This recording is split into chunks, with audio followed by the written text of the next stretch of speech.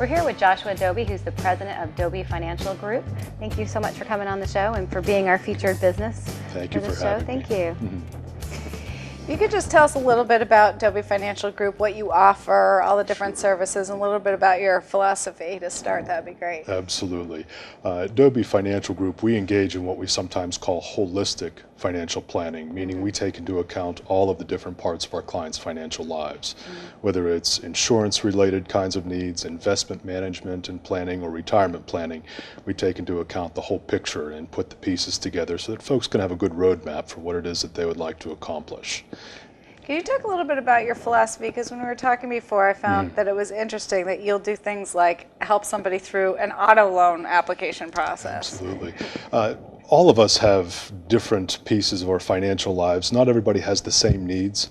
And because we're wanting to be helpful in all of the different parts of folks' financial lives, sometimes it is an auto loan, or sometimes it's taking a look at a mortgage statement, or is it good to buy this home or this home, depending upon what their financial abilities are. And so we are helpful to folks in that regard, even if it may not be a part of the day-to-day planning that we do. That was kind of one of my questions. Who is financial planning for? It really is for everybody. One of the things at Dobi Financial Group that we really stress is that we're willing to meet with anyone regardless of where their financial space is. Because for folks who are in their early 20s and 30s, they have financial planning needs different than those who are in retirement or maybe thinking about retirement, but they still have them. And it's important, especially if they're at the beginning of their financial lives, to start planning well. Financial planning, financial education too. The first time you go through a lot of those processes, whether it's an auto loan or a mortgage or whatever, it's pretty overwhelming how much paper gets thrown at you. And one of the things that I also thought was really helpful was that on your website you've got all kinds of resources. Could you talk about what's just out there that people can take advantage of on the website? Absolutely. One of the things that we wanted to try to do on our website was to give some folks some introductory kinds of calculators and newsletters that really just start the thought process for them. So if they are looking at an auto loan or they're thinking about a mortgage and whether it makes sense for them, they can type in their information and get a pretty quick feedback about, well, what my monthly payment will be. Well, what if there's an adjustment in this interest rate? What will it do to my monthly payment? And just to really get the ball rolling and help folks to think about those kinds of things, and then we can then speak and talk about how it integrates into the overall picture for them. In terms of just kind of general advice that you would give people, especially today, I mean, everybody's kind of tightening their belts, cutting back. We've had a lot of people lose a job or be unemployed for a period of time. If you were to give kind of the core advice for what are the most important things in somebody's financial profile that they should be looking at to make sure that they're kind of optimizing or that make sure that they have control over, what would that be? If we go right to the bottom line, I would say reevaluate your plan. I don't think there are too many folks who in the last 12 to 18 months have been unaffected by what has happened to us economically. And that can mean any of a number of different things, from a change in job status to just a change in how their statements look now than they looked 18 months ago.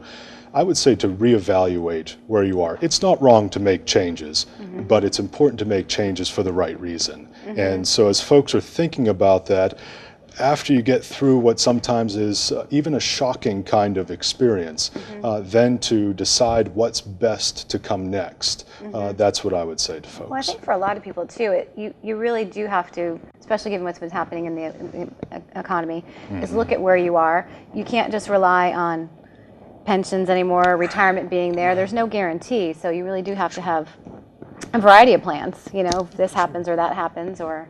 So many folks in previous generations had a fixed pension plan. So what was necessarily happening in the stock market wasn't necessarily relevant to how they thought about their work lives.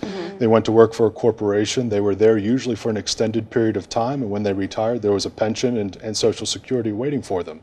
Now, for so many folks, they are in charge of a significant portion of their retirement planning through 401ks and other retirement plans. So it places a lot more of a burden on folks in their professional lives, and that's one of the ways in which we plug in and help folks think about that. And one thing too that's kind of, I think, scary is people who had large investments, like let's say they had a 401k or whatever they had that was building and building and building, and then all of a sudden lost a ton of value, and maybe they're not as far from retirement or what have you, and they've lost all this value. What do you do to get it back? You want to maintain your investments as safe, yet you need to recoup some of that. And so what do you tell people in those situations? Yeah, it's first of all, we don't want to take away from the fact that it can be a shocking kind of experience, especially for folks who are near retirement.